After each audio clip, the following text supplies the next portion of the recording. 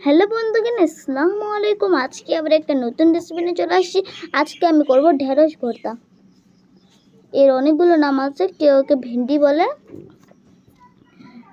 তার জন্য প্রথমে আমি সিদ্ধ করে নিয়েছি। এখানে পেঁয়াজগুলোকে ভেজে নিয়েছি, লবণ, তেল, একটা রসুন ভেজে নিয়েছি, আর লঙ্কার গুঁড়ো। লঙ্কার গুঁড়োটা আমি আগে থেকেই ভেজে রেখেছিলাম। রসুনটাকে উপরের খোলটাকে ফেলে দিলাম।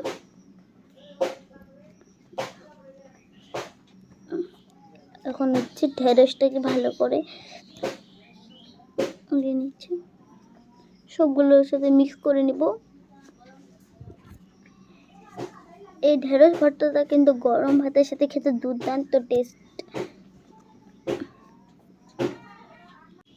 রান্না করতে করতে যদি বিরক্ত হয়ে যান, তাহলে এই রেসিপিটা একবার ট্রাই করবেন। এটা অনেক জলদি হয়ে যায় আর খেতেও কিন্তু দুর্দান্ত স্বাদের।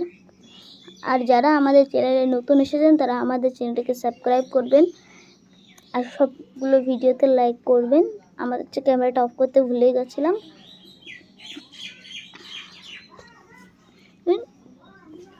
ঢেঁড়স তৈরি।